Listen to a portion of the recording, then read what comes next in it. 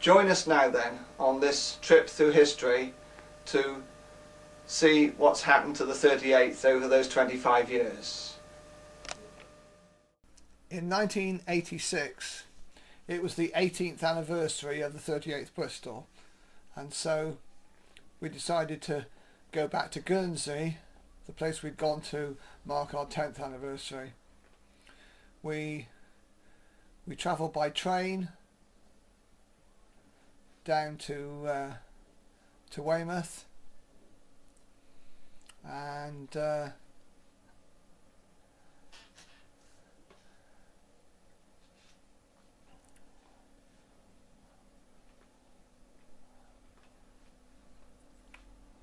we even had a reserve coach, like the 38th Bristol Scouts. And in those days the train went right through the middle of Weymouth to the port, all the way to the port. That meant that we could take all our equipment and us right down to the boat and go straight onto the boat, and that's what we did. And so here we are, travelling to Guernsey for a 14-day camp. We stayed at the same campsite that we'd stayed at 8 years before, because there's really only one major Scout campsite on Guernsey, and that's the one that's owned by the Guernsey Scouts. Last time Rob was a patrol leader. This time he was the assistant scout leader. And this is the entrance to the headquarters, and so we're off down to the beach, which isn't far away, about half a mile.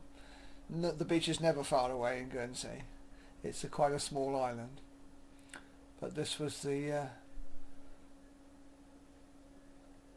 our first trip to the sea, and some people weren't sure whether they were gonna. Oh, Peter Clive's got his flippers on.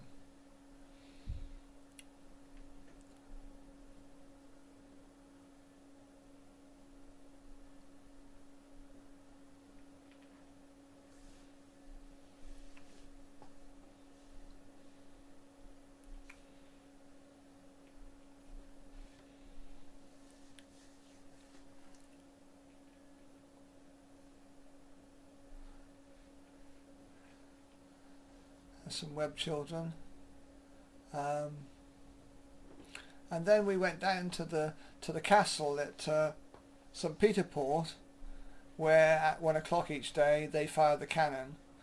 Of course, initially that was used to tell shipping about it, but now it's just used to keep the tourists happy.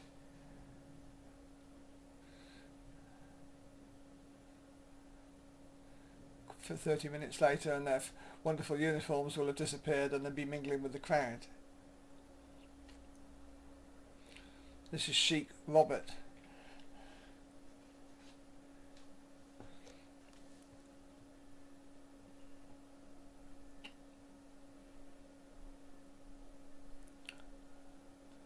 Well, that's supposed to be a flag break, but that's really a distress signal. And then we visited the German Military Underground Hospital, a terrible place really.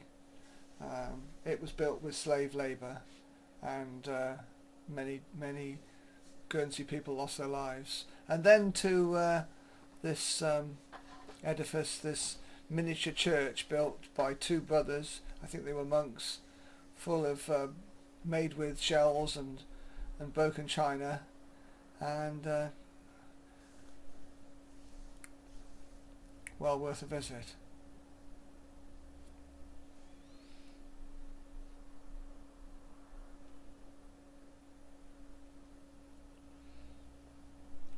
And this was a candle factory where we saw candles of all shapes and sizes being made.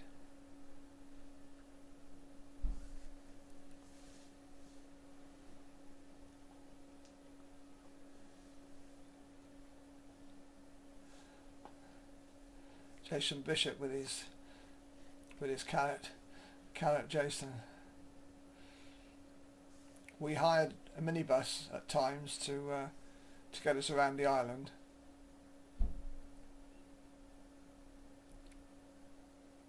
And here we are on the coast path.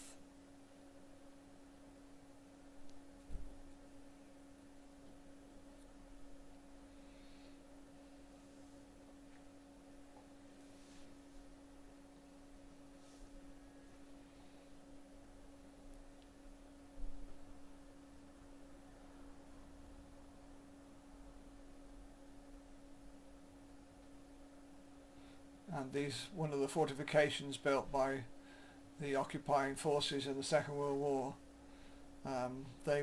Hitler was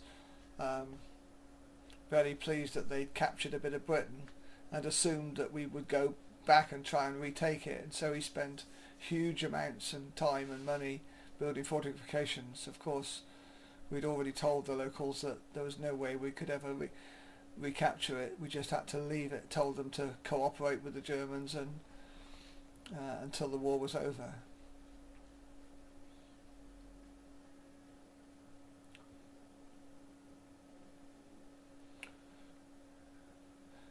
We had good weather there. You sort of expect that in the Channel Islands more so than in other places like Wales, and so getting in the water is less of an arduous experience. And another beautiful sunset.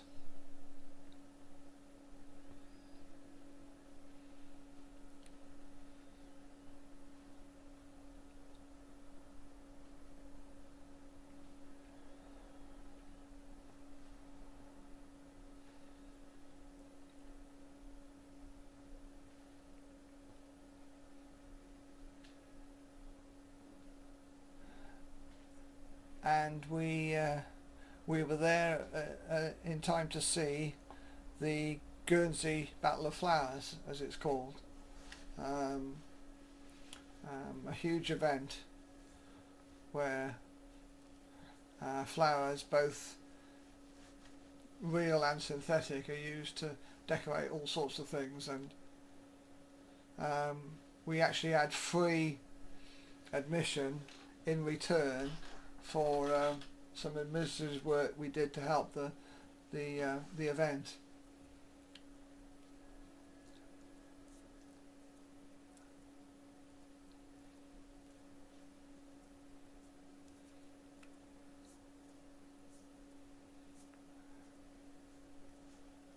It's a bit like it's a flower version of the sort of things that we get in the West Country at the end of the year, the carnivals.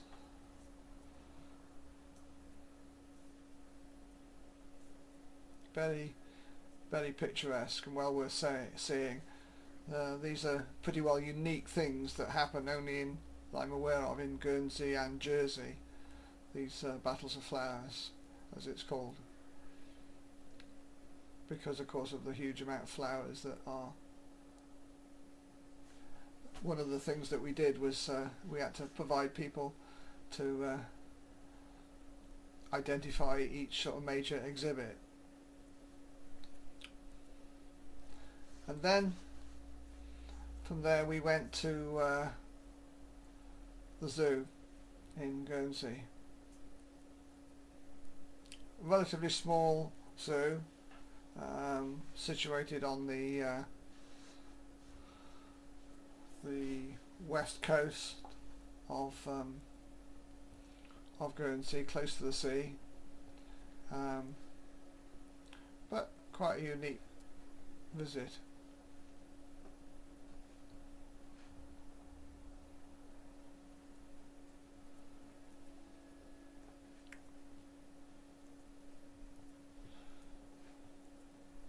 We also hired bikes, as you saw, because you can get almost anywhere in Guernsey with bikes.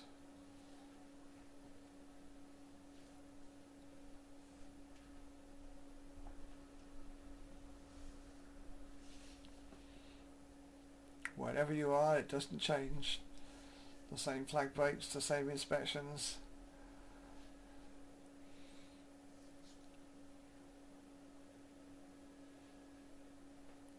without it things would get chaotic. That's the bikes that we hired, so that everybody could and in fact that wasn't an organised thing. Basically each patrol then decided what they wanted to do and where they wanted to go, and so they organised their own time with that.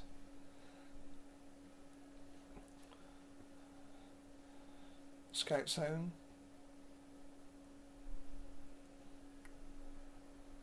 We were there I think from the middle of 1 week to the middle of 2 weeks later, so we still, as with most camps, we still had just two Sundays there.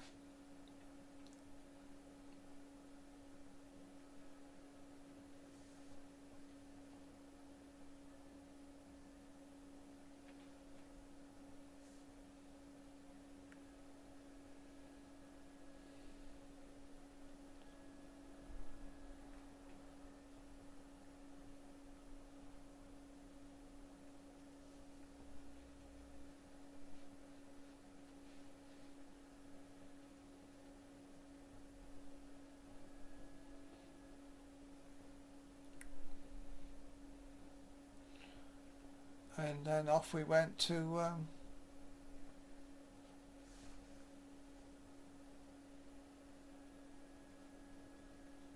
not quite sure where this was. I know we certainly went to church in oh yes, in Guernsey, and then they and we had a barbecue with them. But it looks like, yeah, this was the occasion that I think they entertained us one time, and then they joined us at camp, and we gave the members of the Guernsey ward or branch a barbecue, and then we went off for a day to Herm. That didn't quite turn out as we'd anticipated.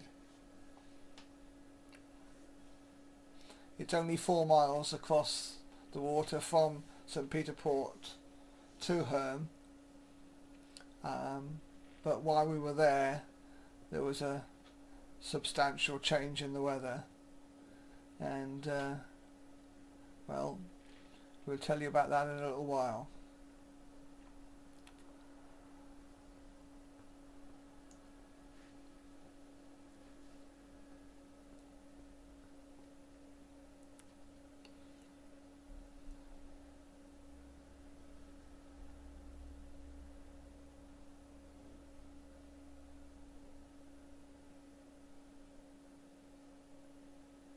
Miniature crab.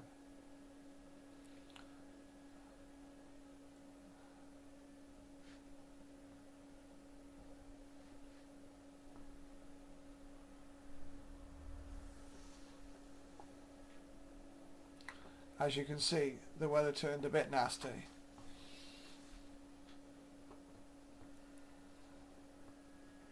And it's a pretty small island, just half a mile wide by 2 miles long. And so anyway, we got a decent fire going.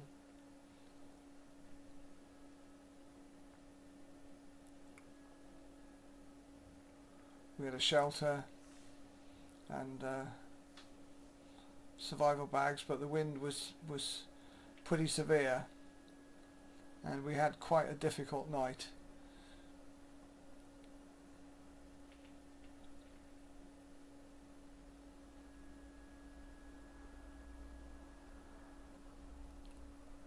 However, that wasn't the end of our bad luck, as it were, because we then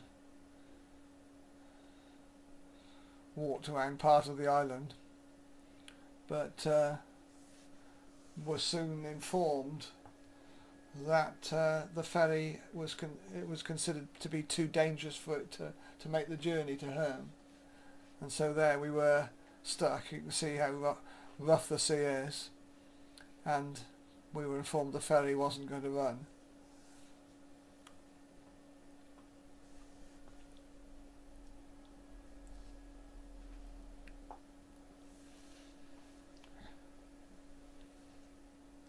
That was a private campsite on the on the island where virtually all the tents had been destroyed.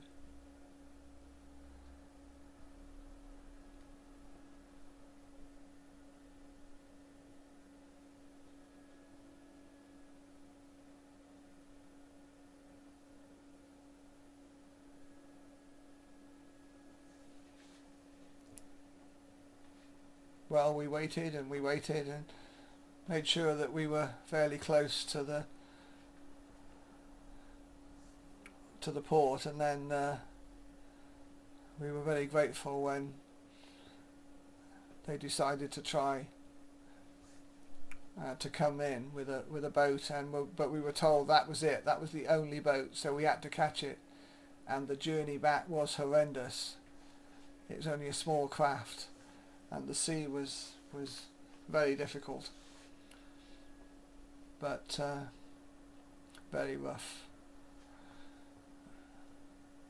But we made it back to find that in our absence, and with just the wives left behind with the children, a lot of our campsite had been destroyed. It was in quite a mess. Most tents had been flattened.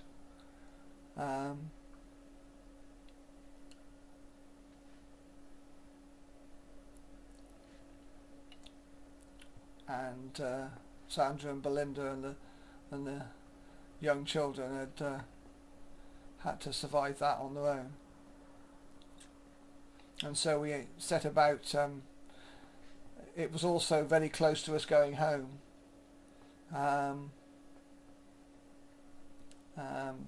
So what they did was allow us to sleep in one of the buildings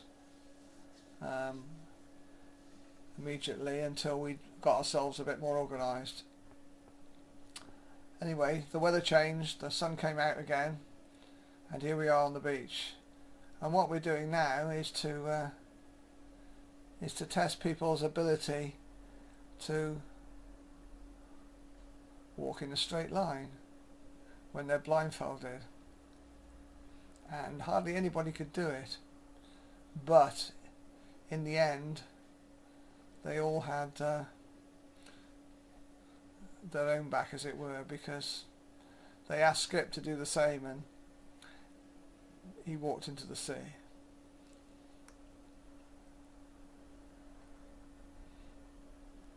There's Helen, trapped in the sand.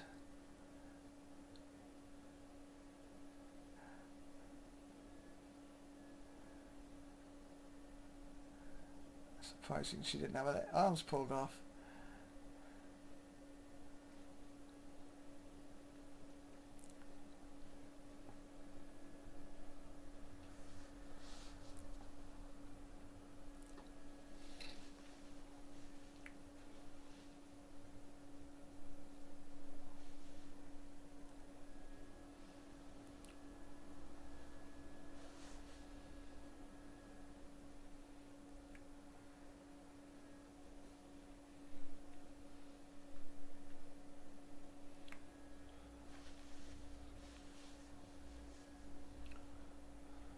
Well, that was the site that we'd used before the storms. We used tea chests to transport all our equipment. That sort of containerized everything. And then we were taken by bus. There's Becky. We were taken by bus to St. Peter Port to liaise with the ship.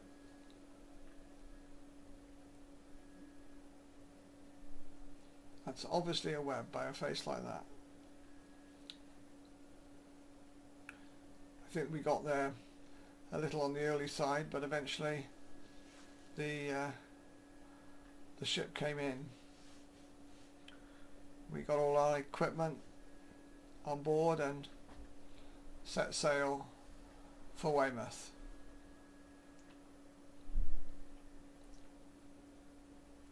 None of the high seas anymore. Everything was nice and calm now.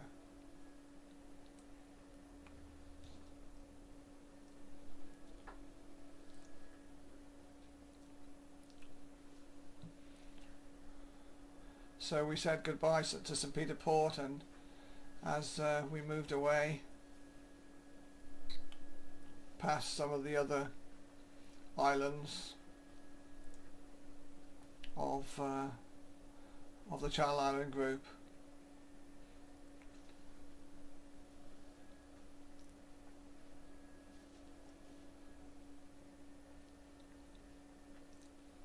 it's about 4.5 hours from St Peter Port to Weymouth.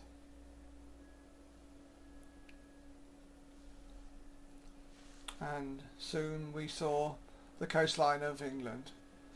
That was the end of our 18th anniversary camp.